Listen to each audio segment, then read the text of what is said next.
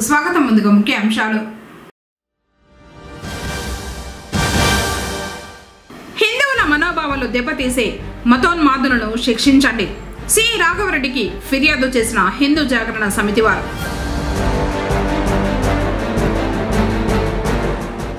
వేరువేరు రోడ్డు ప్రమాదాల్లో విద్యార్థి మరియు ఆశా వర్కర్ మృతి.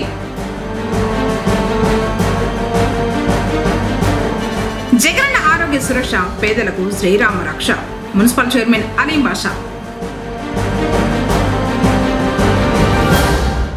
విద్యార్థులు ఆత్మస్థైర్యంతో ముందుకు వెళ్ళాలి. సిడిపిఓ రాజేశ్వరి. వార్తలను వివరాలు. ఎన్నికల కమిషన్ ఆదేశాల మేరకు సజావుగా ఎన్నికలను నిర్వహించేందుకు కమిషన్ ఆదేశాల మేరకు వివిధ కమిటీల నియామకాలను గురువారం సాయంత్రం లోపల పూర్తి చేయాలని, పోలింగ్ కేంద్రాల్లో జరుగుతున్న పనులు 27వ తేదీ లోపల పూర్తి చేసి అప్లోడ్ చేయాలని జిల్లా కలెక్టర్ షణ్మోహన్ అన్నారు. బుధవారం జిల్లా కలెక్టర్లోని సమావేశపు మందిరం నుంచి ఆర్ఓలు, ఈఆర్ఓలు, సహాయ ఎన్నికల అధికారులు, ఎంపీడీఓలతో ఎన్నికల ఏర్పాట్లకు సంబంధించి వీడియో కాన్ఫరెన్స్ ను నిర్వహించారు. ఈ సందర్భంగా జిల్లా కలెక్టర్ మాట్లాడుతూ, ఎన్నికలు సజావుగా నిర్వహించేందుకు MCC committee, flying squad, state server lines committee, video server lines committee, video viewing కమిటీలను గురువారం సాయంత్రం లోపల ఏర్పాటు చేయాలని అన్నారు. ఎంసీసీ కమిటీ జిల్లాలో మోడల్ కోడ్ ఆఫ్ కండక్ట్ అమలు చేసేందుకు ప్రతి అసెంబ్లీ నియోజకవర్గాల పరిధిలో ప్రతి మండలంలో మున్సిపల్ ప్రాంతాలలో ఉండేటట్లు ఏర్పాటు చేయాలన్నారు.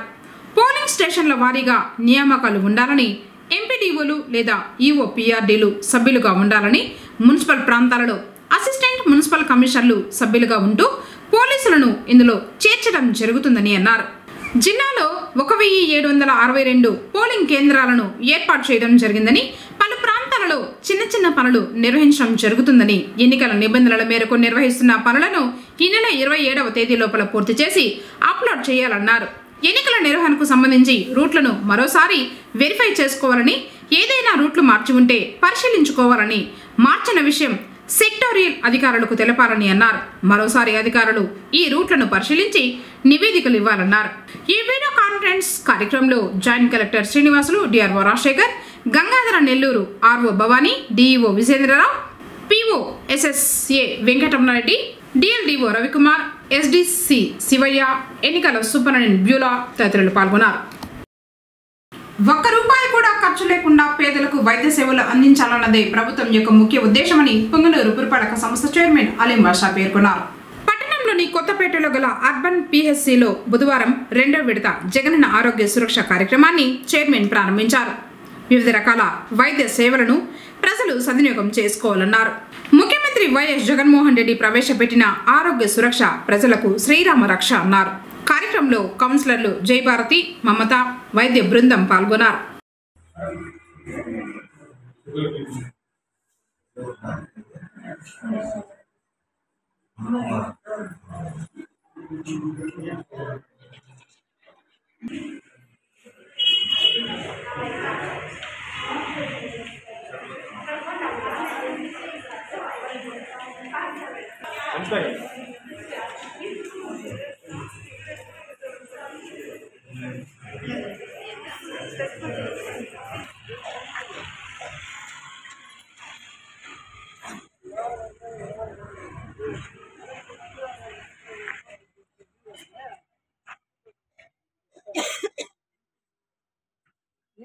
మన రాష్ట్ర మంత్రివర్యులు శ్రీ పెద్దిరెడ్డి రామచంద్రారెడ్డి గారు, అలాగే parliament general speaker, Rajampet parliament సభ్యులు ముద్దుమన్న గారి ఆదేశాల మేరకు మన పొంగనూరు పట్టణంలో ప్రతి బుధవారం కూడా సచివాలయ పరిధిలో జగనన్న ఆరోగ్య సురక్ష కార్యక్రమం నిర్వహిస్తున్నాము.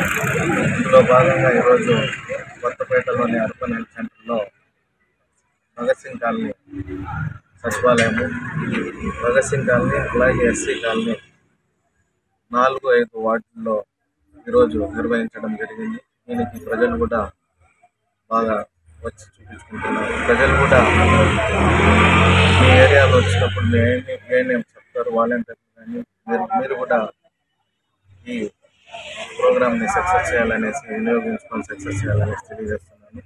అలాగే మన ముఖ్యమంత్రి గారు దేశంలోనే ఎక్కడ లేని విధంగా విద్యకి వైద్యానికి పెద్దపీట వేస్తూ నాడు నేడు కార్యక్రమం ద్వారా స్కూల్స్ కానీ అలాగే హాస్పిటల్స్ కానీ ఎన్నో విధాలుగా మార్చడం జరిగింది. ఇందులో భాగంగా మన పుంగనూరు పట్టణంలో కూడా మన ప్రభుత్వ హాస్పిటల్ని ఏరియా హాస్పిటల్గా మార్చడం, ఇంకా ఉన్నత వైద్యానికి ఏవేవి అవసరాలు ఉన్నాయో అవంతా ఇచ్చి ఇంకా స్టాఫ్ను కూడా పెంచుతున్నారు. ప్రజలందరూ గమనించి రాబో ఎలక్షన్స్లో మన జగన్మోహన్ రెడ్డి గారికి భారీ మెజారిటీ తెలియజేస్తున్నాను. అలాగే మన రామపురారెడ్డన్న పుంగనూరుకు వచ్చిన తర్వాత ఎన్నో విధాలుగా అభివృద్ధి చేశారు. అదే మన ప్రభుత్వం వచ్చిన తర్వాత కూడా కేవలం మన కొత్తపేట ఏరియాకి ఒక రీజనల్ సెంటర్ ఇంకా ఎన్నో అభివృద్ధి కార్యక్రమాలు చేశారు. పుంగనూరులోనే గత 35-40 సంవత్సరాలు జరగని అభివృద్ధి కేవలం ఈ 4.5 సంవత్సరంలో జరిగింది. ప్రజలు కూడా గమనించి రాబో కాలంలో ఇలాంటి నాయకులు ఉంటే మనకి ఇంకా పేదవారికి మంచి జరుగుతుంది. కాబట్టి మీరందరూ ఆలోచించి ఆశీర్వదించాలని. దేవతామూర్తుల చిత్రపటాలు, దేవాలయాలపై దాడికి పాల్పడిన మతోన్మాదులపై కఠిన చర్యలు తీసుకోవాలని హిందూ జాగరణ సమితి వారు డిమాండ్ చేశారు. అయోధ్య శ్రీరాముని విగ్రహ ప్రతిష్టాపన సంబరాల్లో భాగంగా పుంగనూరు పట్టణం ఎన్ఎస్పేటలో రామ్ నగర్లోని ఆంజనేయ స్వామి దేవాలయంలోని ఫ్లెక్సీలపై మంగళవారం రాత్రి రాళ్లు విసిరి హిందువుల మనోభావాలు దెబ్బతీశారని, అలాంటి మతోన్మాదులపై కఠిన చర్యలు తీసుకోవాలని బుధవారం హిందూ జాగరణ సమితి వారు పోలీస్ స్టేషన్లో సిఐ రాఘవరెడ్డికి ఫిర్యాదు చేశారు. ఈ సందర్భంగా త్రిమూర్తిరెడ్డి, పూల ప్రేమ్ కుమార్లు మాట్లాడుతూ పుంగనూరు ప్రాంతంలో అన్నదమ్ముల్లా హిందూ ముస్లింలు ఉన్నామని, కొంతమంది మతోన్మాదులు చేసే పనికి మనోభావాలు దెబ్బతినే అవకాశం ఉందన్నారు. ఇలాంటి వారిని ఉపేక్షించకుండా కఠిన చర్యలు తీసుకోవాలని డిమాండ్ చేశారు. ఈ నెల 22వ తేదీ అయోధ్యలో రామాలయ బాలరాముని ఆలయ ప్రారంభోత్సవం సందర్భంగా నగరంలో ప్రతి కోడలిలో రాముల వారి ఆలయాల కాడ, హనుమంతుడు ఉన్నటువంటి ఆలయాల కాడ కట్టౌట్లు నెలకొల్పడము రాముల వారిది. ఇలాంటి ఎన్నో ఆధ్యాత్మిక కార్యక్రమాలని ఎంతో భక్తి శ్రద్ధలతో హైందవ సమాజం జరుపుకున్నారు. దాన్ని ఓర్వలేని ఈ ఉగ్ర భావజాలం కలిగినటువంటి కొందరు ఎక్కడి నుండో బయట నుండి కూడా కొంతమంది వ్యక్తుల్ని క్రోడీకరించుకొని రామ్నగర్ కాలనీలో ఉన్నటువంటి ఆలయం కాడ నిన్న రాత్రి 11 గంటల సమయంలో అక్కడ ఉన్నటువంటి కట్అవుట్లను ధ్వంసం చేయడానికి, కొంచెము అహితకరమైన సంఘటనలు సృష్టించడానికి ప్రయత్నిస్తున్నారు అనే విషయాన్ని తెలుసుకున్న కొంతమంది హైందవ సోదరులు పోలీసు వారికి దాని గురించి తెలియజేశారు. పోలీసులు కూడా వెంటనే స్పందించి అక్కడికి విచ్చేశారు. అక్కడ ఆ సంఘటనలు పాల్గొనాలా అని ప్రయత్నిస్తున్నటువంటి వారిని నలుగురిని పట్టుకోవడం కూడా జరిగింది. ఆ సంఘటనలకి పాల్పడుతున్నటువంటి వారిని పూర్తిగా వాళ్ళ పద్ధతిలో విచారించి మీకు తగిన న్యాయం చేస్తామని చెప్పి మా పోలీస్ శాఖ వారు సిఐ గారు మాకు తెలియజేశారు. అదే విషయం ఉన్నటువంటి ఇక్కడ సమస్త హైందవ బంధువులకి తెలియజేసి, మనకి చట్టం అనేది మనమందరూ రూపొందించుకున్నటువంటి బాబాసాహెబ్ అంబేద్కర్ గారు రూపొందించింది. మనమందరూ ఖచ్చితంగా దాన్ని పాటించాల్సిన అవసరం ఉంటుంది. మనం ఏ కార్యక్రమం చేసినా మనకి ఎటువంటి ఇబ్బందులు కలిగినా కూడా మనకి పోలీస్ వ్యవస్థ అనేది ఇక్కడ ఉన్నది. ఆ పోలీస్ వ్యవస్థని మనం గౌరవిస్తూ వాళ్ళకి మనం జరిగిన నష్టాన్ని మనం తెలియజేస్తే ఖచ్చితంగా వాళ్ళు పరిష్కరింపజేస్తారనే నమ్మకము, విశ్వాసము మాకుంది. పుంగనూరు నగరంలో హిందువులు ముస్లింలు అనే భేదభావం లేకుండా అందరూ అన్నదమ్ముల్లానే వ్యవహరిస్తున్నాము. ఇక్కడ ఎవరిని ఎవరు కూడాను వేరి పారేసే పరిస్థితులు లేవు. వాళ్ళు కూడా అనాదిగా ఇక్కడే ఉంటున్నారు, ఇక్కడే ఉంటారు. ఎక్కడో బయట నుండి వచ్చిన వాళ్ళు ఇంకొకరు ఇలాంటి కార్యక్రమాలు చేస్తున్నారు. ఇక్కడ స్థానికంగా కొంతమంది దానికి సహకరిస్తున్నారు. వాళ్ళు కూడా గుర్తించి సరైన చర్యలు తీసుకుంటామని వాగ్దానం చేశారు. మనం కూడా ఎట్టి పరిస్థితుల్లో కూడా ఉద్రేకపూరితమైనటువంటి మాటలు మాట్లాడటం కానీ, ఎదుటి వ్యక్తిని నిందించడం కానీ ఇలాంటి ఎట్టి పరిస్థితుల్లో కూడా మనం కూడా చేయకుండా ఉండాల్సిందే బాధ్యత ఉంది. ఈరోజు మనకు అన్యాయం జరిగింది కాబట్టి మనం స్టేషన్లో వచ్చి వాళ్ళకి చెప్పుకోగలుగుతున్నాం. మనమే ఏదైనా చిన్నపాటి తప్పు చేస్తే వాళ్ళు కూడా ఇలాగే స్పందిస్తారు. మనం అలాంటి దోషుల స్థానంలో మనం ఎప్పుడు కూడా నిలబడేదానికి ఆస్కారం మనం ఇవ్వకూడదు. ఎప్పటికి కూడాను మనము దోషి స్థాయిలో నిలబడే అంటే పనులు చేయకుండా మనమందరం కలిసికట్టి కూడా ఉండేటట్టు మనం నడుచుకుందాము. జై శ్రీరామ్. మనం అయోధ్య నుంచి వచ్చినటువంటి అక్షంతల వితరణ ఎక్కడైతే ప్రారంభించామో ఆ దేవాలయాన్ని టార్గెట్గా చేసుకుని ఉద్దేశపూర్వకంగా ఆ దేవాలయం పైన దాడి చేసి హిందువుల మనోభావాలు దెబ్బతీయాలనేటువంటి ప్రయత్నం చేశారు. ఈ సందర్భంగా ఇక్కడ ఉన్నటువంటి హిందూ సమాజం మొత్తం కూడా వారిని కఠినంగా శిక్షించాలని చెప్పి మళ్ళీ ఇలాంటి సంఘటనలు పునరావృతం కాకూడదని చెప్పేసి పునరావృతం అయితే హిందూ సమాజం దీన్ని కఠినంగా ఖండిస్తుంది. రాత్రి వివిధ ప్రాంతాల నుంచి వచ్చిన వాళ్ళని నలుగురిని పోలీసులకు అప్పచెప్పడం జరిగింది. అలాగే ఉదయాన్నే అక్కడికి వాళ్ళు రాత్రి వదిలి పారిపోయినటువంటి వెహికల్స్ తీసుకోవడానికి వచ్చినటువంటి వ్యక్తిని ఇంకొక అతన్ని పట్టుకొని పోలీసులకు అప్పగించడం జరిగింది. వారిని పూర్తి స్థాయిలో విచారించి వారి వెనకాల ఎవరున్నారో గతంలో కొన్ని సంస్థల్ని నిషేధించడం జరిగింది. ఆ సంస్థల్లో పనిచేసినటువంటి వాళ్ళే దీనికి మూల కారణం అని చెప్పేసి మేము తెలియజేస్తున్నాం. పోలీసులకు అదేవిధంగా జరిగిన విషయాలన్నీ కూడా కంప్లైంట్ రాసి ఇవ్వడం జరిగింది. వాళ్ళని కఠినంగా శిక్షిస్తామని చెప్పేసి వారు కూడా హామీ ఇవ్వడం జరిగింది. దేవాలయం దగ్గర చేరుకుని సుమారు 5 మంది కొంతమంది రాళ్ళు తీసుకొని విసిరారు.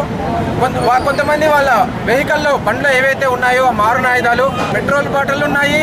అలాగే ఫ్లెక్సీలని పూర్తిగా చిచ్చడానికి చాకు లాంటివి తెచ్చుకున్నారు. ఇవన్నీ కూడా వాళ్ళు రాత్రి ఏదైతే అక్కడ ఉన్నటువంటి హిందూ సమాజం దేవాలయ కమిటీకి సంబంధించిన వాళ్ళు ఆ ప్రాంతం వాళ్ళు పోలీసులు వాళ్ళకు అందజేయడం జరిగింది.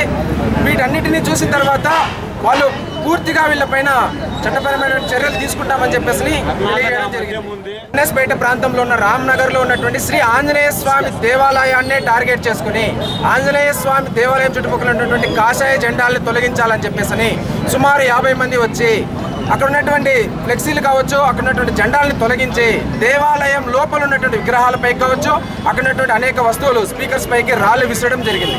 ఇది ఆ ప్రాంత వాసులందరూ కూడా ఆ ఫోటోలని వీడియోస్ తీసుకుని పోలీసు అధికారులకు అందజేయడం జరిగింది.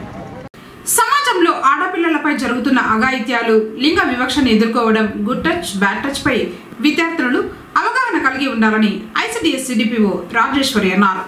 పొంగనూరు పట్టణం కొత్త ఇండ్లు మున్సిపల్ హైస్కూల్లో జాతీయ బాలికల దినోత్సవం సందర్భంగా విద్యార్థినులతో బుధవారం ప్రత్యేక కార్యక్రమాన్ని ఏర్పాటు చేసి పలు అంశాలపై అవగాహన కల్పించారు. వ్యక్తిగత పరిశుభ్రత, ఆకతాయిల నుంచి రక్షణ పొందే విధానంపై వివరించారు. విద్యార్థులు ఆత్మస్థైర్యంతో ముందుకు సాగాలని సూచించారు. కార్యక్రమంలో ఉపాధ్యాయురాలు, మహిళా పోలీసులు పాల్గొన్నారు. జాతీయ బాలికా దినోత్సవం సందర్భంగా పిల్లలందరికీ గుడ్ టచ్ బ్యాడ్ టచ్, పిల్లలు తీసుకోవాల్సినటువంటి జాగ్రత్తలు, తర్వాత పోషక విలువలు, ఆడపిల్లల్ని ఎలా కాపాడుకోవాలి, బాల్య వివాహాలు ఎలా నిరోధించుకోవాలి, వాళ్ళని వాళ్ళు ఎలా ప్రొటెక్ట్ చేసుకోవాలి అనే విషయాల మీద చెప్పడానికి మన స్కూల్కి ఇచ్చేశారు. అందుకు మేడంకి స్కూల్ తరఫున, పిల్లలందరి తరఫున, ఉపాధ్యాయులందరి తరఫున ధన్యవాదాలు. ఆడపిల్లని జన్మనిద్దాం, ఆడపిల్లని ఎదగనిద్దాం అనే నినాదంతో ఈరోజు ఈ పాఠశాలలో, ఈ కొత్త ఇండ్లు పాఠశాలలో, ఉన్నత పాఠశాలలో ఆడపిల్లలకి అందరికీ కూడా అవేర్నెస్ ప్రోగ్రామ్ అనేది కండక్ట్ చేస్తున్నాము. బాలికల దినోత్సవం సందర్భంగా ఈ బాలికా దినోత్సవం సందర్భంగా ఏంటంటే ముఖ్యంగా ఆడపిల్లల యొక్క జన్మ కానీ, తర్వాత అదేవిధంగా వాళ్ళ యొక్క చదువు, ప్రతి ఒక్కరు కూడా ప్రతి బిడ్డ కూడా చదువుకునేటట్టు, తర్వాత 18 సంవత్సరాలు పూర్తయిన తర్వాతనే వివాహ వయసు కాబట్టి ఆ వివాహం కూడా 18 సంవత్సరాల తర్వాతనే చేసుకోవాలని. ఇది కాకుండా పోషకాహారం, ఎందుకంటే వయసుకు తగ్గ బరువు, వయసుకు తగ్గ ఎత్తు ఉండాలని. ఇది కూడా మానసికంగా శారీరక అభివృద్ధి చెందేదానికి ఆహారం అనేది, పోషకాహారం అనేది కావాలి. అదేవిధంగా ఇప్పుడు పర్సనల్ హైజీన్ అంటే పరిశుభ్రత, అంటే వ్యక్తిగత శుభ్రత అనేది చాలా అవసరం కాబట్టి ఆడపిల్లలకి వ్యక్తిగత శుభ్రత ఇవన్నిటి గురించి కూడా మీకు అవేర్నెస్ కార్యక్రమానికి ఇచ్చేసినాము. కాబట్టి పిల్లలందరూ కూడా ఇది విని మీరు గుర్తించుకొని మీ యొక్క వ్యక్తిత్వ వికాసాన్ని పెంపొందించేదానికి ఈ కార్యక్రమాన్ని ఏర్పాటు చేస్తున్నాము. ఈ కార్యక్రమాన్ని ఏర్పాటు చేసినటువంటి హెచ్ఎం గారికి మరి ఇక్కడ కాంక్రీట్ మిక్సర్ ట్రాక్టర్ ఢీకొన్న ప్రమాదంలో విద్యార్థి అక్కడికక్కడే మృతి చెందిన సంఘటన బుధవారం ఉదయం పొంగనూరు పట్టణం తోపుమఠం సమీపంలో జరిగింది. వివరాల్లోకి వెళ్తే తోపుమఠంలో నివాసమున్న మునెప్ప కుమారుడు 14 సంవత్సరాల విజయ్ గూడూరుపల్లి పాఠశాలలో 8వ తరగతి చదువుతున్నాడు. తోపుమఠం రాజులూరుకు వెళ్ళు మార్గ మధ్యంలో ఉన్న ఆంజనేయ స్వామి ఆలయానికి వెళ్లి తిరిగి ద్విచక్ర వాహనంలో వస్తూ ఉంటే మలుపులో కాంక్రీట్ మిక్సర్ ట్రాక్టర్ వెనుక నుండి ఒక్కసారిగా ఢీకొట్టడంతో విద్యార్థి తల పగలి అక్కడికక్కడే మృతి చెందాడు. అతనితో వెళ్లిన మరొక బాలుడు స్వల్పంగా గాయపడ్డాడు. ప్రమాద ప్రమాదాన్ని చూసిన స్థానికులు పోలీసులకు సమాచారం ఇవ్వడంతో వారు సంఘటనా స్థలానికి చేరుకుని పరిశీలించి కేసు నమోదు చేసి మృతదేహాన్ని పంచనామా నిమిత్తం స్థానిక ప్రభుత్వ ఏరియా ఆసుపత్రికి తరలించారు. ట్రాక్టర్ను పోలీస్ స్టేషన్కు తరలించి డ్రైవర్ను అదుపులోకి తీసుకున్నారు. బిడ్డ మృతితో తల్లిదండ్రుల ఆర్తనాదాలు అందరినీ కంటతడి పెట్టించాయి.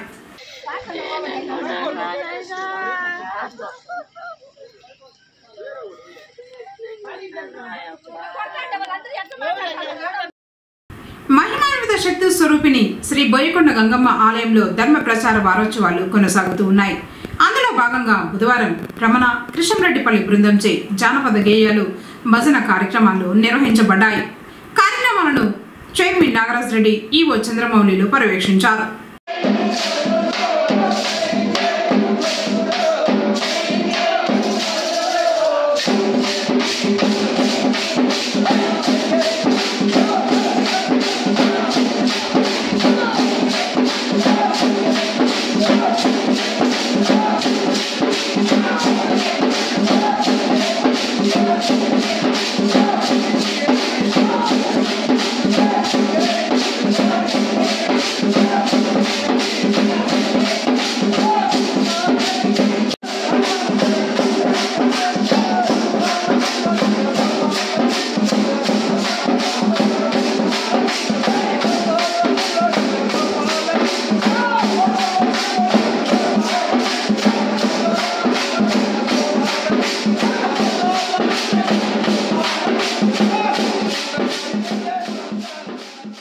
జిల్లా పరిషత్ ఉన్నత పాఠశాల అప్పినపల్లినందు బుధవారం యూటీఎఫ్ క్యాలెండర్ డైరీలను హెచ్ఎం నందకుమార్ ఆవిష్కరింపజేశారు.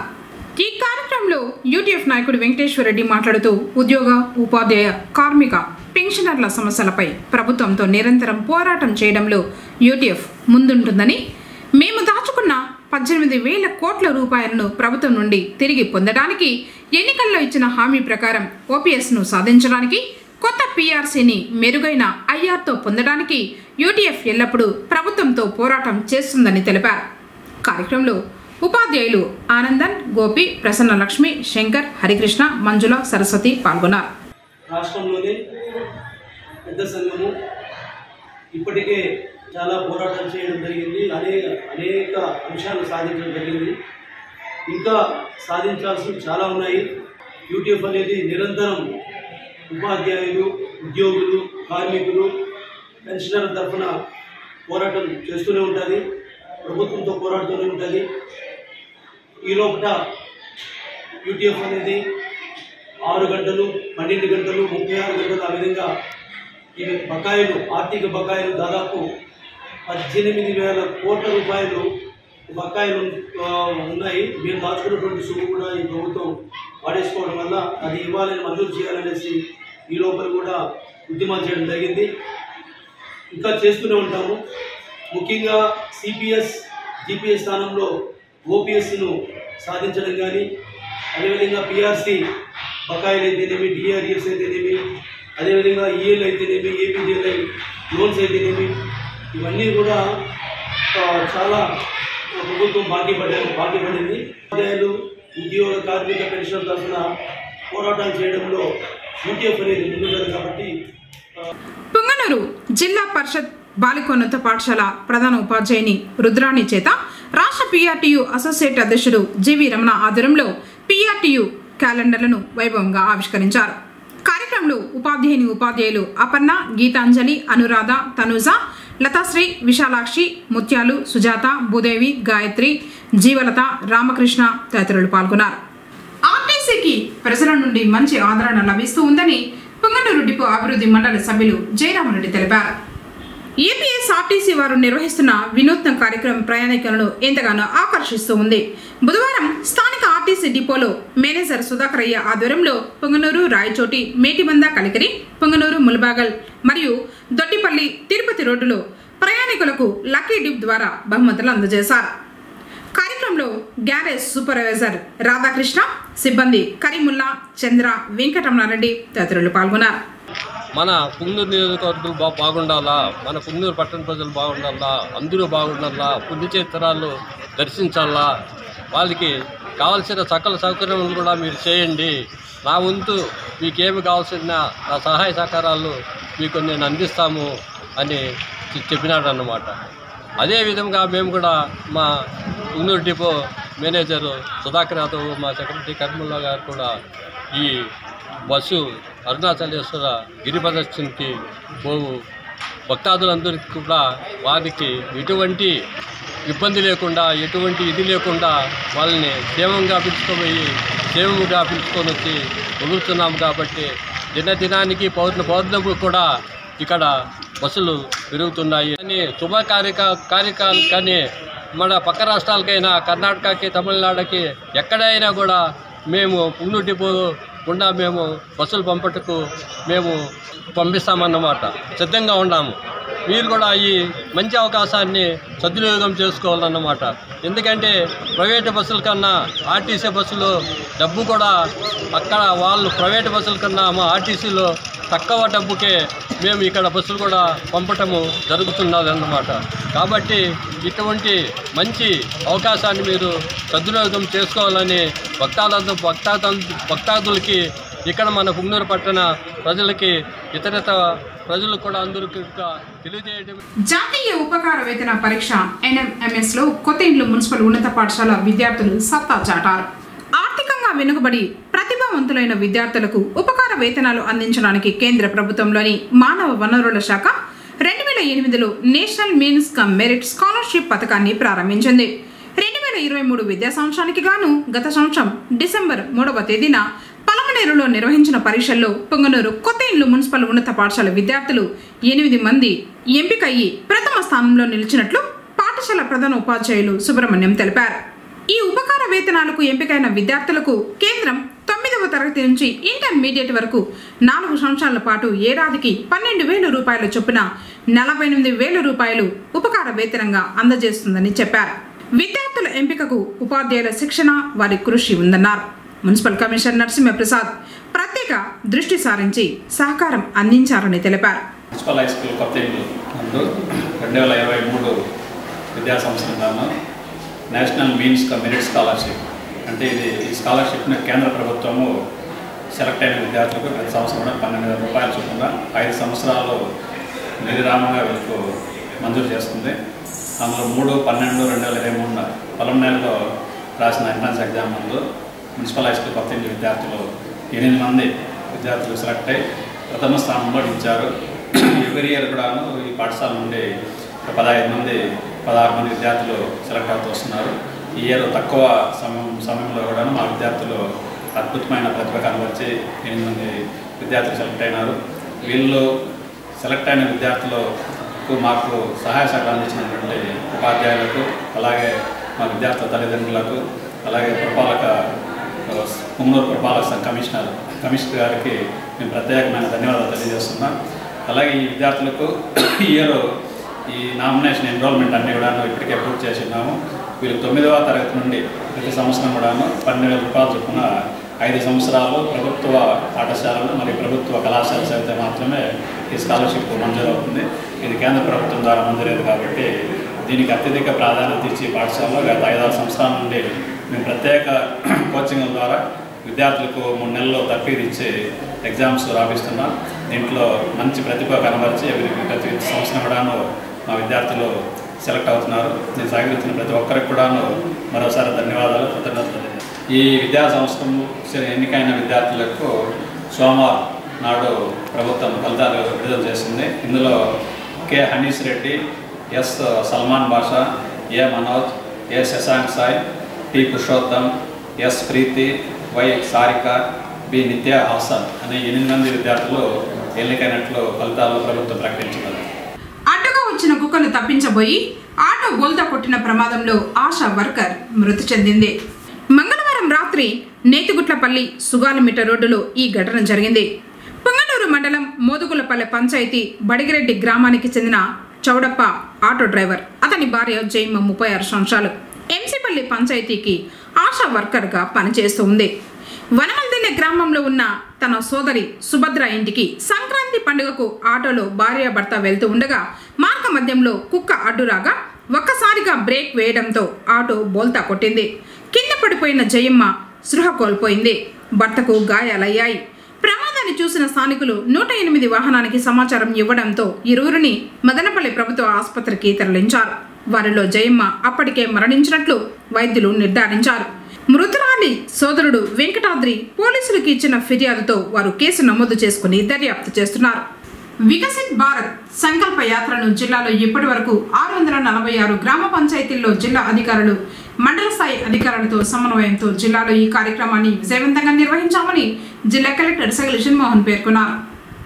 బుధవారం జిల్లా సచివాలయంలోని సమావేశపు మందిరంలో వికసిత్ భారత్ సంకల్ప యాత్ర కార్యక్రమ నిర్వహణకు సంబంధించి సంబంధిత శాఖల జిల్లా స్థాయి అధికారులతో జిల్లా కలెక్టర్ అధ్యక్షతన ప్రత్యేక అధికారి మరియు పరిశీలకులు సచేంద్ర కుమార్ పట్నాయక్ తో కలిసి జిల్లా స్థాయి సమీక్ష సమావేశం నిర్వహించారు. ఈ సందర్భంగా కలెక్టర్ సగలిషన్ మోహన్ మాట్లాడుతూ జిల్లాలో 2023 నవంబర్ 25న ఈ కార్యక్రమాన్ని జిల్లా కేంద్రం నుంచి ప్రారంభించడం జరిగిందని, ఇప్పటి వరకు 646 గ్రామ పంచాయతీల్లో కార్యక్రమాన్ని నిర్వహించి సంక్షేమ పథకాలపై ప్రజలకు అవగాహన కల్పించడం జరిగిందని, ఇంకా మిగిలిన 51 గ్రామ పంచాయతీల్లో ఈ నెల 30వ తేదీలోపు సంకల్ప యాత్రను పూర్తి చేస్తామని తెలిపారు.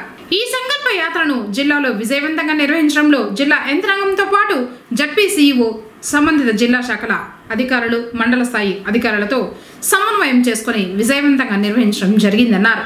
ఈ సమీక్షా సమావేశంలో జిల్లా joint collector Srinivasulu, DRO Rajasekhar, కార్యక్రమ నోడల్ అధికారి Prabhakar Reddy, DRDA housing DWAMA పీడీలు Tulasi, Padmanabham, Ganga Bhavani, social welfare DD Rajalakshmi, DPO Lakshmi, DSO Sankaran, DLDO Ravikumar, GM DIC Chandrasekhar, జిల్లా వ్యవసాయ శాఖ అధికారి Murali Krishna, DEO Vijendra Rao, DMNHO doctor Prabhavathi Devi, Aarogyasri coordinator Sudarshan, ICDS PD Nagasailaja, DPRC coordinator Shanmugam, ఇతర సంబంధిత శాఖల అధికారులు పాల్గొన్నారు. The central agency who is monitoring this say that if we are not giving more vehicles to them, it may be difficult to complete. I think only one extra vehicle you got after that. But somehow I feel that it is more from your side that help in going in a smooth way. Although you face a lot of difficulties, I understand it's very difficult to arrange such a nature of yatra. See, the vision of the Prime Minister is that India should be a developed country by 2047 when we complete 100 years of independence. And this yatra is starting point of everything. It's not the end. Of course, I am very happy that we have done very well, particularly in district like Awas Yojana or Har Ghar Jal Jeevan mission. We have done very well, and in some cases we are little lagging, but it is a continuous process. It's not that it's the end of the yatra is the end of the process. As on date, we have started the program on 25th of November. So Viksit Bharat Sankalp Yatra has been our one program where we have dovetailed it with our regular programs wherever it is possible, so that the crowd is engaged at best. So lastly, whenever any pension program happens every month in the first 1 to 3 days, so we tried bringing this Viksit Bharat Sankalp Yatra concept also there, and then try to communicate that ideology to the citizens also. Similarly, sir, we have completed as on date 646 gram panchayats out of 697 gram panchayats. The target is 697 and we have finished in 646. And the schedule for the balance panchayats will be 51 balance, and we will be completing by 30th of January. Sir. We have placed around 878. We are one of the better performing districts in the rural districts. In urban areas, it's generally higher. In the rural areas, and we have pushed for completion of them. So we have finished 45. This is one of the highest in the state. And PM Ujjwala collections, whatever we had balance unconnected families, we have finished them, sir. And we had 9,800 started. We have finished that also. Sir, PM Kisan, so this is carried out under the program of Raitu Bharosa also under the state level. So we dovetailed it with Raitu Bharosa, and our revenue is around 2.2 lakh. And every quarter, every season, the money is being paid regularly. So Jal Jeevan Mission, sir, we have so as you can see, we had only 500 pending, sir. and that pending also will be done by 28. So we'll be 100% covered districts in the state. Sir. Along with us, there are 3 more districts: Tirupati, Annamaya, and Nellore. So the 4 districts will be 100% covered Jal districts along with Chittoor. Sir. So PM Pranam sir, now as of now around 10,000 samples have been taken. Sir. Our results are yet to be received, and we will be giving those soil cuts to the farmers regularly.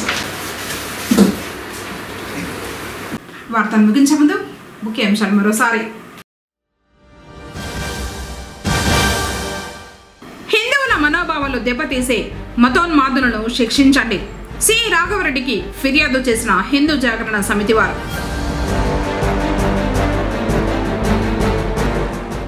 వేరువేరు road ప్రమాదాల్లో విద్యార్థి మరియు ASHA worker మృతి.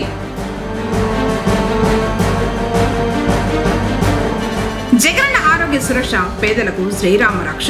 Municipal chairman Aleem బాషా. విద్యార్థులు ఆత్మస్థైర్యంతో ముందుకు వెళ్ళాలి. CDPO Rajeshwari. తిరిగి KCTV వార్తలతో మళ్ళీ కలుసుకుందాం. అందరికీ నమస్కారం.